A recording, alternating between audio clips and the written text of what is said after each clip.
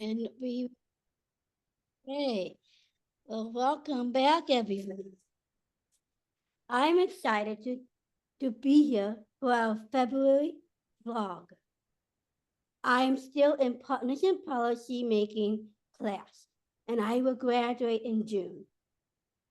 I'm working with the Engage Illinois, a new coalition for people with disabilities to help make a difference in Illinois and the model they use to support people.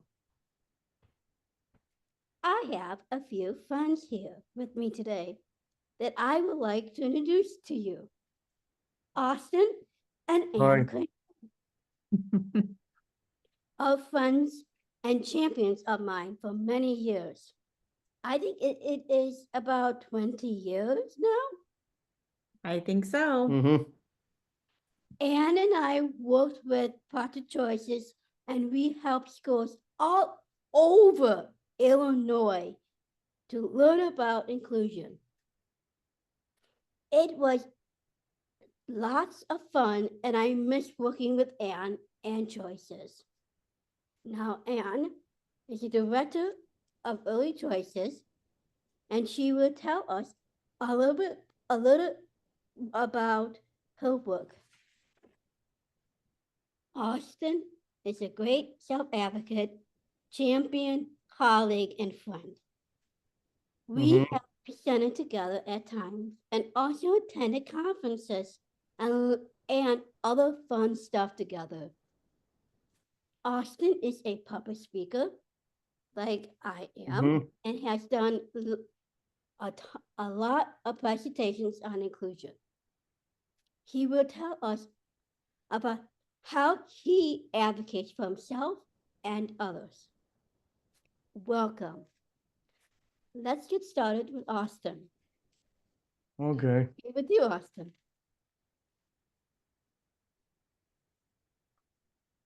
Austin, can you tell us about what you are doing in your life right now? I do many sports like powerlifting, baseball, softball, volleyball. Do you love it? Yes. Which is your favorite Special Olympic sport that you like? I kind of like powerlifting. Mm-hmm. Do you work? I currently no. Well, currently your work is your public speaking. Yes. Okay, that's good. It's just not consistent, right? Yes. Yeah. Tell us about your school experience when you were younger. I had some experience from school a long time ago. A long time ago. Can you tell us a little bit about it? Have you been included? I was included for many schools All of your school years. of my school years.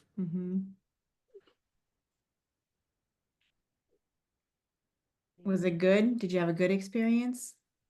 Sometimes my schools are challenging. Challenging. What is one of your favorite class that you took? I kind of like strength and conditioning from my high school. That's good, right? Yes, Uh, what are ways you advocate for yourself? I take my challenges really seriously and I use my skills to help me further. That's good. So that helps you to be a self-advocate, right? What's, what I was thinking about when I thought of this, Austin, is why don't you tell Bridget like how you advocate for yourself when we go on vacation and when we're at the airport? I told the airport I have a disability and they always put me on first. That's good. Yeah, So you do you also take transportation? That's another thing that you do, like the airport thing, right? Do you Yeah. take, Yeah. do you also take the Pace bus? Um, not in the more because I switched to Uber. Oh, and how And can you tell us about that? I took a test for my Uber. well, you Mhm. took a test with PACE. I took the test from Pace, and they got me the pass to do the Uber, So they help pay for the Uber. It's called the RAP program, the RAP Wow, program. RAP, through the Regional Transportation Authority. Yes, that's wonderful. Way easier than PACE, right? yes. Mhm. What are ways you advocate for others?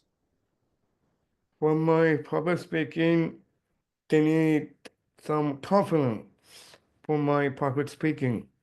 That's good. So do you like help a lot of other self-advocates to um use your confidence? Yes, I Yeah. do. That's wonderful. Can you tell us about what you talk about in your speech? My speech is about me when I was included. Okay. Do you have a few words of wisdom for other self-advocates who are trying to speak up for their own voice? Never lose faith in yourself. Be strong, be confident, and having fun. That's It's good. not that hard. I like it. It's not that hard. That's wonderful. Can you tell us about the Green Bay Packers? My Green Bay Packers are doing good. They're getting ready for the scouting combine and also the NFL draft. Wow. And are you going to go to a game next year? I am going to a game next year, and I am going to the NFL draft. Yeah. Wow. Because where are they holding the NFL draft? It's in Green Bay, Wisconsin. In Green Bay, in Wisconsin? Yeah. That's Yes, great. So what's the date? April. April something. Yeah, we're going up and we are going to stay at family's house and go visit and see, walk around the draft. It'll be cool. It would be Wow. cool. Are you involved in doing activities through the NI Special Rec? Yes, Where are you Can you going? tell us about that? I am going to the Arizona training, the spring training. I will be gone for 5 days. Really? Yeah, all through Nizra, right? Through Nizwa, yes. That's wonderful. And what do you do 2 days a week there? I go to the WAVE program for Monday and Wednesdays. Wow. So what other activities do you do through the Special Rec? I do basketball, volleyball, Awesome. lifting, bocce, one time, track and field, Mm-hmm. You do some social things too, and right? also social things like dancing. That's great. Wow, you have a really full life. Yes, I do. Yeah, you're busy. Hey, what are you doing tomorrow night? You have it. You tell Bridget this is a new thing you're doing. I am doing the book club. It's only on Thursdays. Really? Can you tell us what you're reading? Um, it's about a wolf dog. Is it called Snow Dog or? It's called Snow Dog. Yeah. Oh, I love that book. That's really good. Yes, Is that part of the next chapter book club? yes. Yeah. Do you Yeah, love it? we've got one right here in our town. Yep. And it's all guys. All the group members are guys, right? Yes. You know, ladies? No ladies. I was supposed to. Do you guys meet in person? Yes, we do. That's great. Yeah. So I have a few questions to ask Anne, your mom. If that's okay with you. All right. Tell us a little about yourself, your experiences, your experience as Austin's mom, and how you advocate for Austin and others over the years. Sure. So Austin is my oldest. He has a little sister, Taylor, who's just a couple years younger. And before I had Austin, I was going to school to be an elementary school teacher. And then I had Austin, and I remember thinking that it wasn't fair that Austin wasn't going to have the same elementary school experience that I had and other kids were having. And that was just because I didn't know anything about inclusion, right? So I learned about inclusion and I was like, well, that sounds good, but like, how does it work? And how could this possibly work? So I went ahead and went to every training or workshop that I could find to learn about inclusion. And I kept following these people around from Project Choices and was at all their workshops. And finally, they offered me a job because I was there all the time as a family support specialist. And that was my first like foray into being an advocate. And right away, when Austin went from being in early intervention to early childhood, him and his dad, we asked for Austin to be included.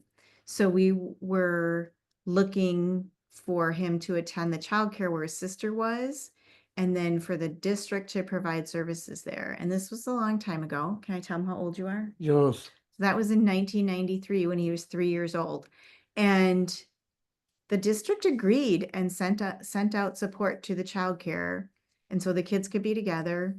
And then it was like so great because Austin made so many great gains and learned so much from his friends that we asked for him to be included in kindergarten and so on and so forth. So we've been on that path since the very, very beginning.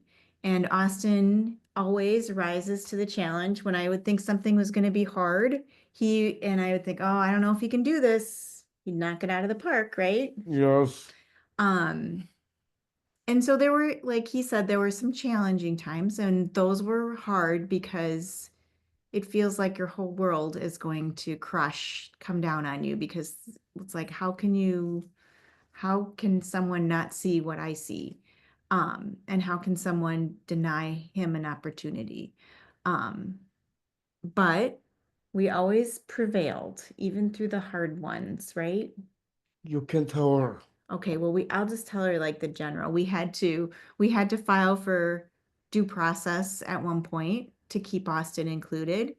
But after that experience, the principal of the school that was not welcoming at first, at the end of his school experience in that middle school, he said to me, I think we learned as much from Austin as Austin learned from us.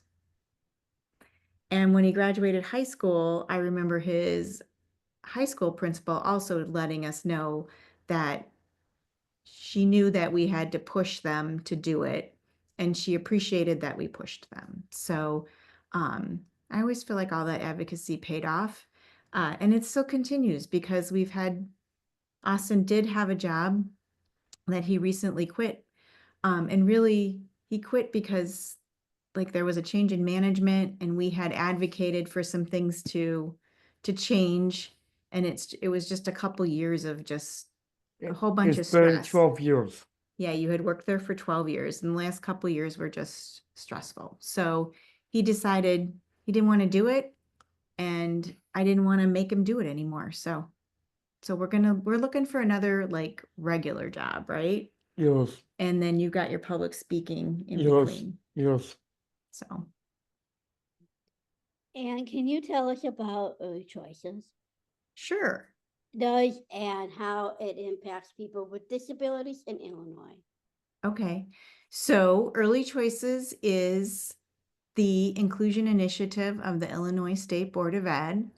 And our job is to focus on increasing access for young children with disabilities in regular early childhood programs. So we do that a whole bunch of ways, but mostly we do things like we do professional development for programs and administrators and families to learn about inclusion and how it works and what they can do to make it work. And then we do a whole bunch of stuff around families. In fact, we're partnering with Family Matters just next week to do a family series to help families better understand inclusion. And then um, we also then, we're really small, super duper small. So we don't have a whole lot of people. We only have 6 people. And so we use our friends a lot. So we partner with folks like Family Matters, like StarNet and other folks to get the word out and use their resources. So everything we have, we give away because we want people to take it and do good things for kids. That's awesome. It's really amazing that you talked about early choices. What what are some outcomes that you have in early choices? So one thing that we pay attention to is the data that tells us where children with disabilities who are preschoolers, 3 to 5, are served. And every IEP, every school district across the country actually collects this data to tell us where kiddos are served. And in Illinois, we've paid very close attention to that data. And when we find with the Illinois State Board of Ed, when we find districts who are not serving very many kids in an inclusive setting or serving a whole bunch of kiddos in a separate setting and they don't have access to their same age peers, we invite them to make a plan to change that. And so we've been doing that since like 2012. And when we look at the data from 2012 forward, we've increased the percentage of kiddos who attend a regular early childhood program and get their services there. So they are there and then they get some supports like speech or special education in that setting. We've increased that to over 50% of the kids in preschool, which when we Wow. started, it was like 30%. So we've gone a huge way in terms of Mhm. access. And then we've also decreased the number of kiddos who only are in a separate setting. And that I think is like around 28%, and it used to be closer to like 30-some%. So we want that one to go down, right? We don't want as many kids in separate settings. Wow, that's amazing. I have a question, but how can people find the data? Oh, they can go to our website, actually. They can go, if they're here in Illinois, you go to www.eclre.org. And one of the drop downs is preschool environments, and you can see that data there.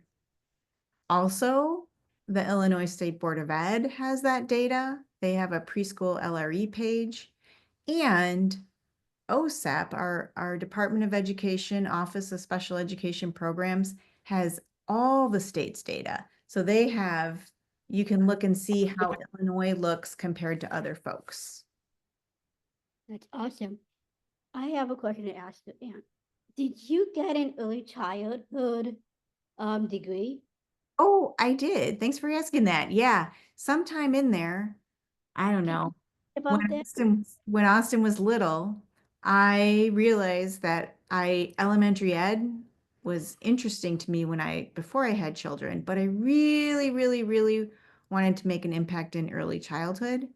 And so I got my master's in early childhood when I was in the 90s there, right after he was born. I started working on my master's, and that really helped me to see how early childhood is so critical. Like all the decisions that we make about children, like if we can make those decisions being inclusive right away from the start, we are less likely to have to be fighting those battles about in self-contained when we're in elementary and middle and high school. That's why we call it early choices. That's right. That's right. Can you tell us about what is inclusion? Sure.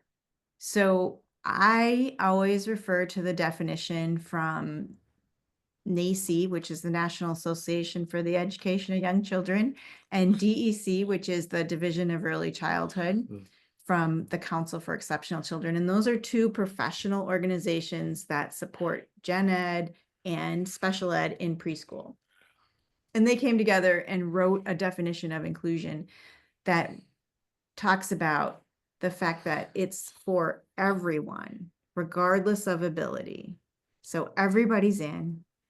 And it talks about the fact that it's for that inclusion builds a sense of membership and belonging, that it builds social emotional skills, and it supports long-term outcomes for kiddos. And I always think people will say things like, oh, my kid's included, and then they'll say, but not for math. And I'm like, what does that mean? No.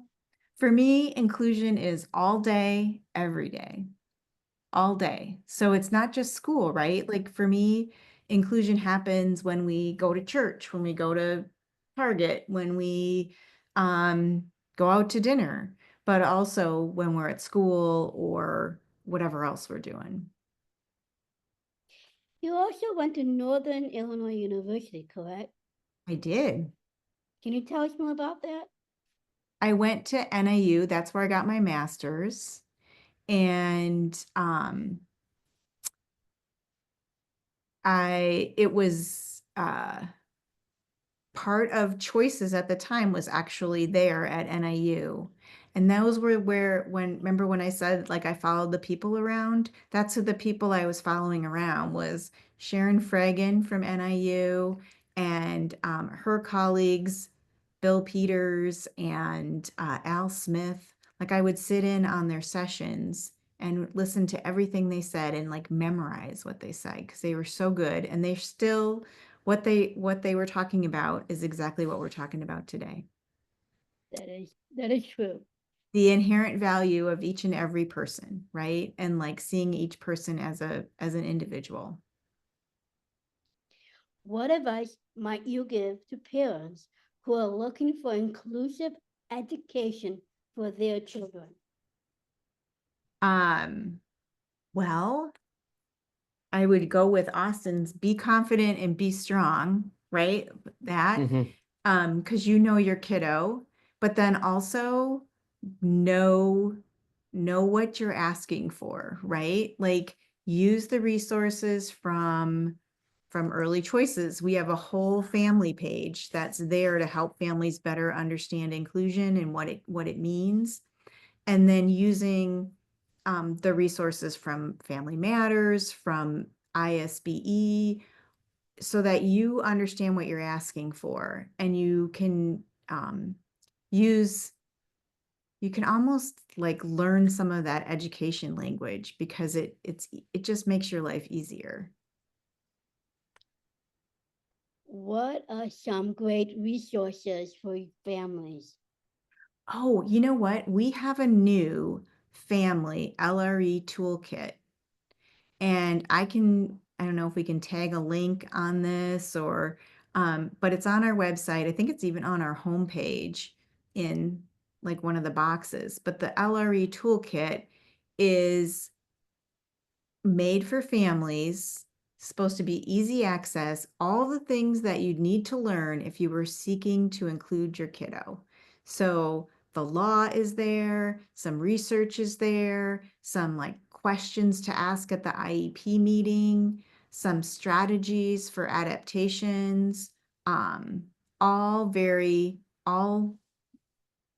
easily accessed for families. So that's the whole goal, is that families could look at that. And then if they want to go deeper, they can, but that's kind of like it in like a package, you know, it's like all set up for them. They don't have to go hunting. That's wonderful. What do people think are barriers to inclusion? What do people think barriers are? They think it's money. We can't do this. We don't have enough money. We don't have enough staff, and we don't know how to do it. And they think they can't. I just had a situation where somebody was telling me about a kiddo, and I was like, that's not one kid. You're talking about like 8 kids rolled into one, and explaining them as just like putting everything that's tough about education into one kiddo. And I'm like, I don't think that's fair. But I think the fact is that it isn't about adding more people or having some really highly specialized skills. I think it's about being intentional and looking at the situation and thinking, what does this kiddo need to get through the day? And how can I provide that with what I have here? And what kinds of supports, which I know you and your mom are really good at, like coming up with adaptations. And like once people like think about those things and think of them as a help, maybe some visuals, maybe some tools, that goes a long way. Well, thank you so much for coming and talking with us, and I hope that the questions are okay to ask you, because I think it's great to get some more information so all the self-advocates that are watching can, and their parents can know what your doors are open for people, like Doors, Minds, and Hearts. I love it. I love it. I just love to get the word out, Bridget. That's the best thing. Yeah. Maybe you could tune in to the next conference that you guys are having. That's right. We have our Summer Inclusion Institute on take that back, June 11 and 12. And on the 12th, you are our keynoter. On June 11th is Paula Kluth, and June 12th is Bridget Brown. And so those are our keynoters, but then we have breakouts all about early childhood inclusion. And the conference is on our website. It's only $60 to attend for both days, and you get food. So it's worth the meal alone if you want to come. Definitely. And you guys are having your thing for Family Matters, right?